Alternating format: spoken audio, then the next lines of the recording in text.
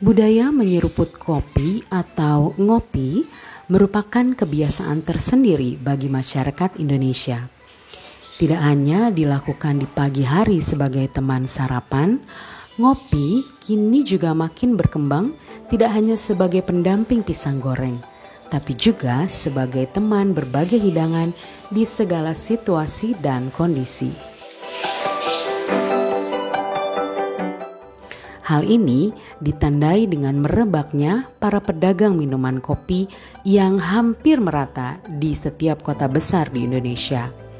Dari skala pedagang kopi keliling hingga outlet kopi yang bercokol di perkantoran dan mal-mal besar di Indonesia. Biasanya budaya ngopi di tanah air dibarengi oleh aktivitas sederhana di waktu luang yang digunakan untuk bersosialisasi, menikmati hidup yang lazim disebut ngobrol. Kopi bukan merupakan tanaman asli kepulauan Indonesia. Pada akhir abad 16, saat Indonesia masih di bawah jajahan Belanda, VOC membawa tanaman kopi Arabica ke negara ini. Mereka tertarik untuk meruntuhkan monopoli Arab terhadap perdagangan kopi dunia. Pemerintah kolonial Belanda pertama kali menanam bibit kopi di sekitar Batavia atau Jakarta sampai ke daerah Sukabumi dan Bogor. Kemudian, karena semakin tingginya permintaan pasar, mulai didirikan perkebunan kopi di Jawa Barat, Jawa Tengah, Jawa Timur, dan beberapa daerah di Sumatera dan Sulawesi.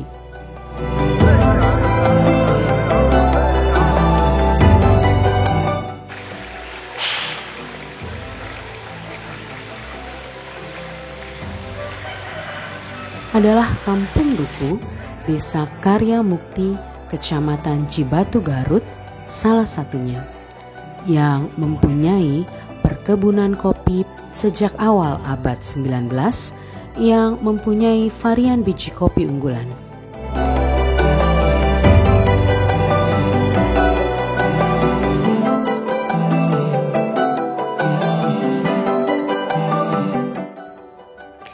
Berjarak tempuh 30 km atau kira-kira 1 jam dari kota Garut, kami mencoba melihat langsung perkebunan kopi Duku Sadakeling.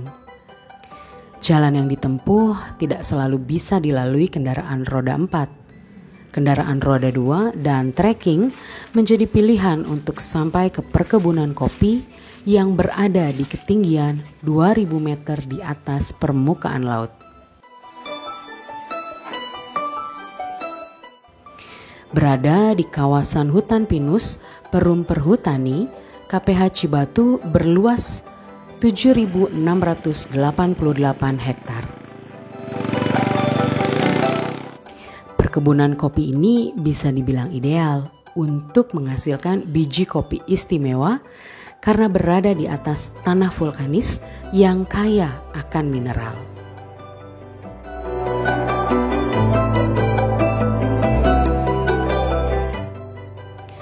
Kopi biji nanas atau Yellow Caturra, varietas dari Arabica di Garut yang tidak ditemui di tempat lain, tidak biasa dari buah kopi umumnya yang berwarna merah pekat. Jenis kopi ini memiliki biji yang terbilang kecil, lebih keras dengan wangi aroma yang lebih pekat. Kopi ini juga dipercaya lebih tahan penyakit, sehingga biaya produksi petani lebih murah dan rasanya lebih tajam.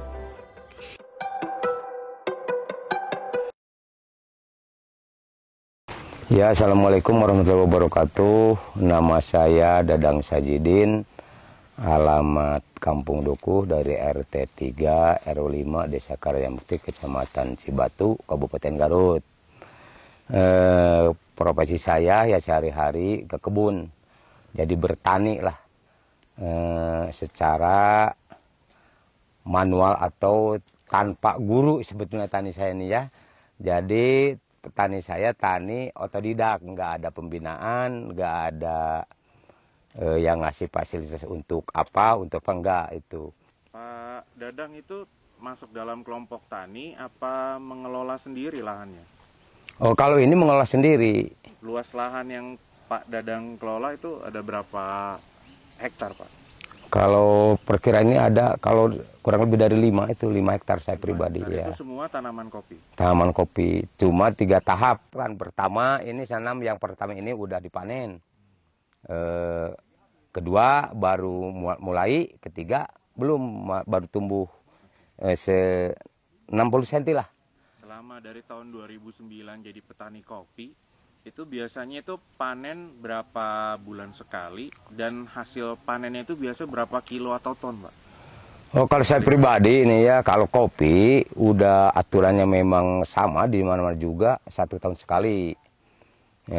Kalau nominal, kalau hitungan hasil panen itu tergantung apa ya. Kalau pohon sebetulnya nggak menunjang. Misalkan sekarang ini saya tanaman ini yang mau panen atau waktu panen sekitar 5.000 pohon. Kalau dihitung 1 kilo 1 pohon aja udah 5 ton ya. Dikarenakan ada cuaca seperti ini, memang daun rontok dari karat daun awalnya di bulan 3 bulan 4 tuh waktu masih ada hujan. Ini waktu masih buah, masih baru tumbuh, baru setengah. Belum waktu ketik seperti ini. Lalu ada rontok daun. Datang kemarau ya udah. Jadi panen saya itu udah bergeser 70% udah hilang. Oke, dari 5 hektar lahan yang Bapak punya, itu tanaman kopinya itu jenis yang apa, Pak? Jenisnya memang kebanyakan saya ini robusta, memang saya arabica. Awal saya nanam arabica karena apa itu maunya tertariknya di harga. Itu makanya saya nanam arabica. Robusta juga nanam. Ini ada robusta untuk penyulaman. Kalau di sini penyulaman, kalau sebelah sana memang banyak robusta. Nah, robusta nilai daya jual kan lain, arabica lain gitu. Jadi justru saya ingat berhitungnya di harga aja. Kalau maunya robusta, arabica yang bagus, kualitasnya bagus, harganya juga bagus, daya jualnya lumayan lah. Pasarannya udah luas, memang arabica yang banyak permintaan tuh kalau ke ekspor katanya. Kan saya bukan orang ekspor ya. Tapi robusta kan udah bermasyarakat. Ini memang daya jualnya murah tapi laku juga sama. Ada kendala nggak, Pak, selama jadi petani gitu dalam hal pertanian kopi? Selama ini ada kendala nggak? Kalaupun ada kendala, biasanya itu di sektor yang mana? Kendalanya ya kalau di kopi memang banyak juga lah. Pertama kendalanya nggak ningkatnya penghasilan itu nggak ada. Kalau nggak ada upaya untuk pinjam modal kemana lah. Belum ada wadah, misalkan koperasi harus didirikan, koperasi khusus koperasi. Misalkan di kampung kami ini ada koperasi atau di desa ada koperasi.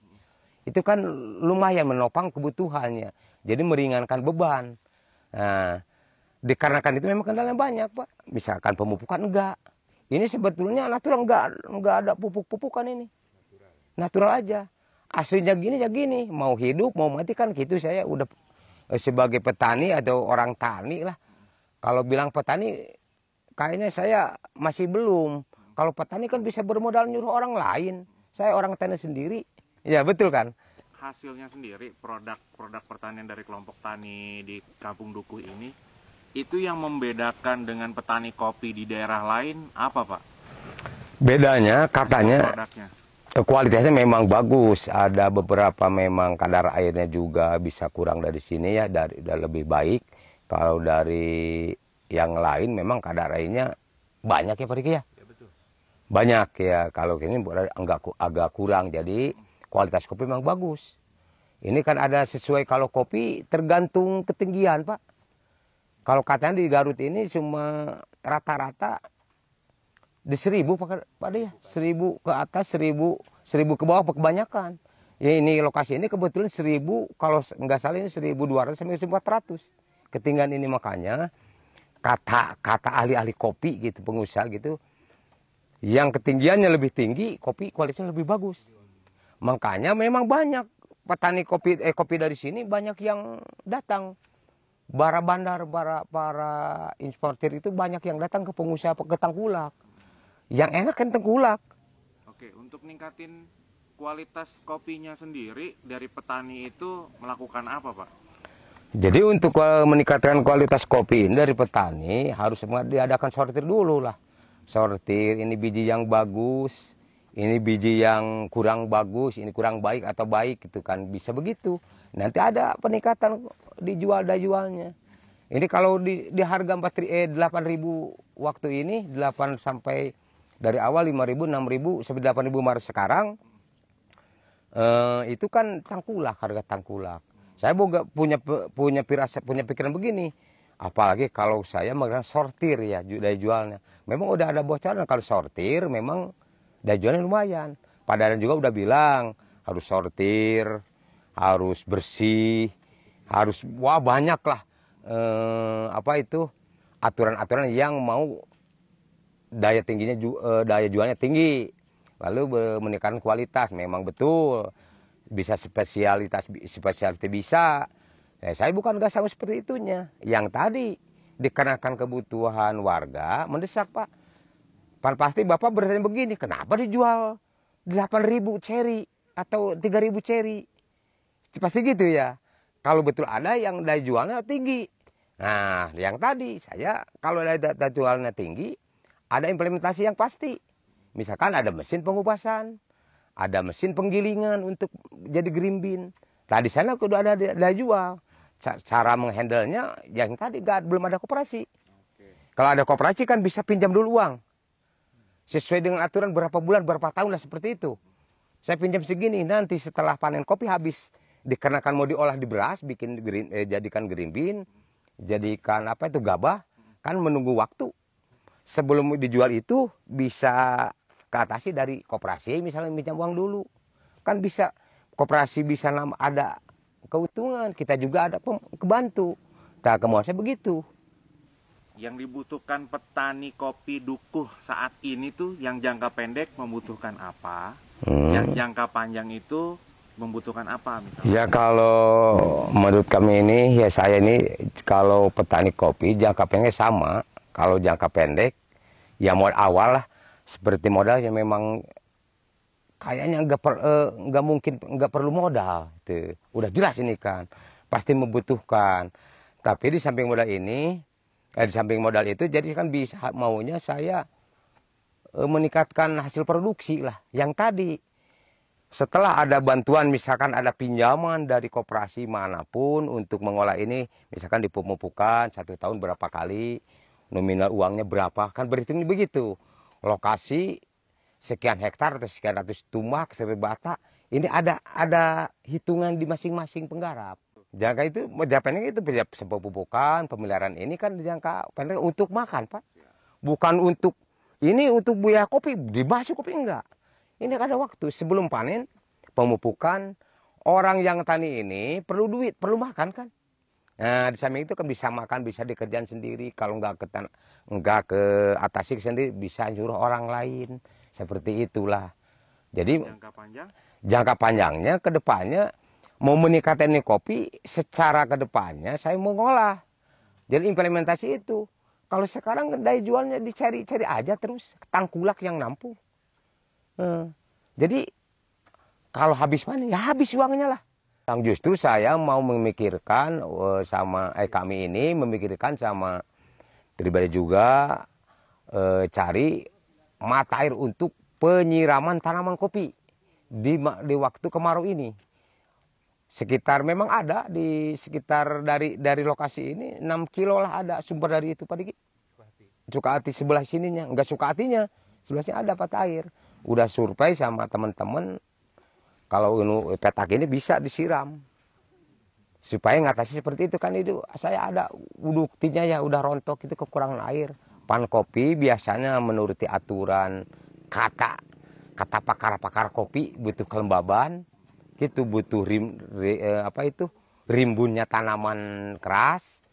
Memang jaraknya ada aturan, memang ada 5 meter ke 5 meter gitu untuk menghalangi secara langsung teriknya matahari. Memang Bisa dibuktikan ini ada yang rindang nih.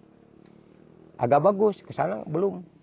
Baru ditanam RAL tuh udah 1-2 meter tuh.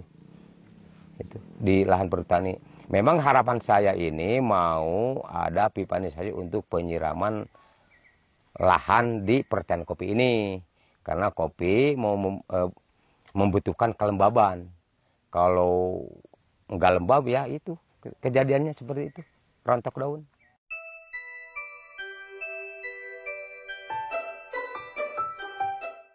Tidak hanya perawatan, proses pemetikan buah kopi juga mempengaruhi harga jual kopi.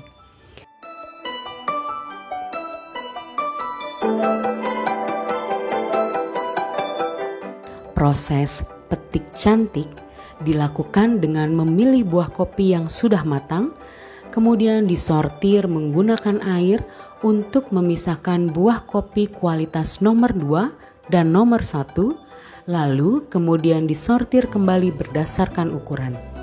Proses ini dilakukan untuk mendapatkan biji kopi kualitas premium.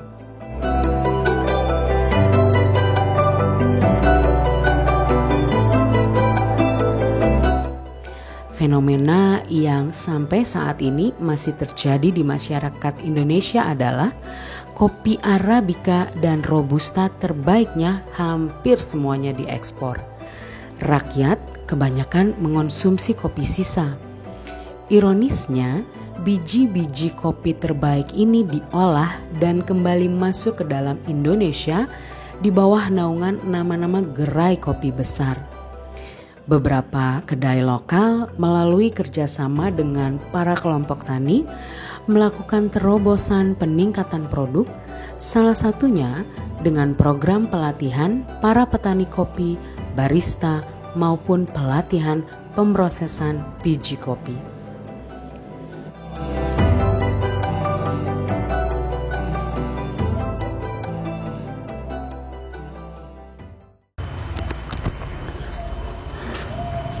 Ya, Assalamualaikum warahmatullahi wabarakatuh. Perkenalkan, nama gue Rio. Gue prosesor kopi untuk Pawon Kopi Salarea di daerah Cibatu, Desa Padasuka, Garut. Oke, jenis kopi yang dijual di Salarea yang pasti produk dari jenis Arabica dan Robusta. Dan Arabica kita ada di beberapa origin atau daerah penghasil kopi, yaitu ada di Bunga Rungkup, Duku Sadakeling, dan Kancil. Untuk saat ini saya sih lagi pengen coba ngetes dulu dari Duku Sadakeling, itu Arabicanya. Terus juga keunggulan kopi Garut sendiri, atau kita bisa membagi-bagi kultur kopi itu dari Garut Utara atau Garut Selatan ya. Karena di Cibatu ini masuk ke Garut Utara, otomatis saya akan coba jelasin di Garut Utara seperti apa karakteristiknya untuk dari segi acidity ataupun dari segi taste. Nah itu pada dasarnya hampir sama. Setelah saya teliti, saya coba-coba, ternyata untuk daerah Garut Utara itu memiliki kadar acidity yang lembut, sehingga bisa dibilang aman untuk yang punya penyakit lambung atau punya emah, atau mereka khawatir dengan saat minum kopi terjadi gas lambung berlebih. Itu sepertinya nggak usah khawatir kalau misalnya nyoba untuk kopi di daerah Garut Utara, karena dia level acidity-nya di medium smooth. Untuk saat ini beberapa kedai di Garut sih sudah kita distribusikan. Ada beberapa kedai di Garut. Kebanyakan sih kita lebih ke pengiriman keluar juga sih, keluar Pulau Jawa ataupun ke luar Garut. Tuh. Dan untuk detail pastinya saya nggak tahu dia kedai apa, tapi biasanya sih mereka untuk konsumsi rumahan, buat mereka-mereka yang sudah penikmat kopi. Macam-macam, dia bisa bentuk dari roast bean seperti ini ataupun yang sudah dalam bentuk giling. Sebenarnya untuk jadi andalan gimana ya? Kalau saya bilang sih kopi itu tergantung lidah masing-masing ya. Karena saya nggak bisa bilang semua orang cocok dengan satu jenis kopi. Ya, ada orang yang cocok mungkin dengan kadar asam yang tinggi, ada orang yang cocok dengan kadar asam yang lembut. Tapi untuk mereka setidaknya dengan karakter yang saya bilang tadi, untuk kopi Garut ini mungkin akan jadi minat atau favorit para orang-orang yang punya masam di lambung gitu. Tinggal pilih aja jenisnya mau seperti apa, kecuali yang sudah difermentasi ya, atau yang kita sebut dengan proses wine. Karena saat di proses wine itu otomatis kadar acidity atau asamnya tinggi, dan dia dikhawatirkan memicu juga takutnya. Di Pawon Kopi Salaria sendiri menjual pertama dari proses pasca panen. Perlu diketahui adalah pasca panen itu ada proses kering atau proses basah. Proses kering itu kita biasa sebut dengan natural. Dia biasanya dengan karakter rasa lebih kompleks, itu dengan berbagai macam aroma yang ini. Keunggulan dari Arabica sendiri adalah dia kan bisa menyerap aroma dari tanaman sekitar. Contoh, apabila kita menanam pisang di sekitar pohon kopi tersebut, Arabica, kemungkinan bisa dipastikan akan terserap aroma pisang dalam Arabica tersebut. Makanya Bapak bilang mungkin boleh saya sebut merek sini, kayak mungkin Anda pernah dengar Halu Banana atau Banana Papandayan untuk dari Jawa Barat, itu memiliki karakter dengan rasa atau aroma pisang ataupun dengan aroma lain-lainnya. Dan khusus untuk daerah Duku Sada Keling, dia memiliki karakter rasa aroma rempah-rempahan karena di dekat penanaman kebun kopinya banyak rempah-rempah ditanam oleh warga. Contoh seperti jahe, laos, kunyit, ataupun cabai ataupun rempah lainnya, sehingga rasa rempah itu akan masuk dalam si kopi ini. Untuk seperti saya banyak sekali, banyak sangat. Untuk daerah Garut sendiri kita bisa dibagi untuk beberapa ya. Kopi itu bisa dibagi untuk 3. Dia sebagai petani, dia bergerak sebagai prosesor kopi, atau dia bergerak sebagai kedai. Beda dari kalau petani, dia akan mengurusi kebun atau hasil taninya. Kalau prosesor seperti saya akan mengambil buah-buah ceri dari petani ini untuk saya proses, saya sortir, saya jemur sesuai dengan proses yang saya mau, entah dia natural ataupun dia proses basah atau kering. Pengen rasa seperti apa, pengen level roasting seperti apa, apakah mau medium, light atau dark, itu di bagian prosesor. Ada juga di bidang kedai atau retail, itulah orang-orang yang akan menjual hasil-hasil dari saya prosesor atau petani yang sudah menjual kopi berbentuk sangarayan seperti ini.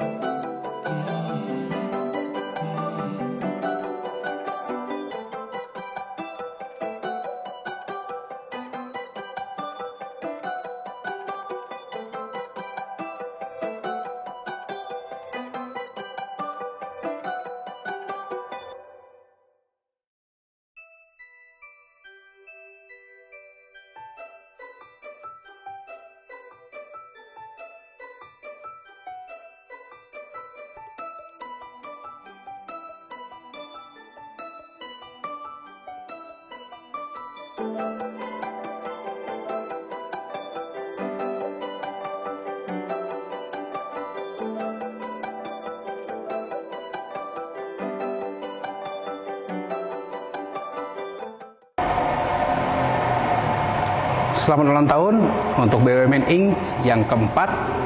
Salam seruput dari Pawon Kopi Salaria, Cibatu, Garut.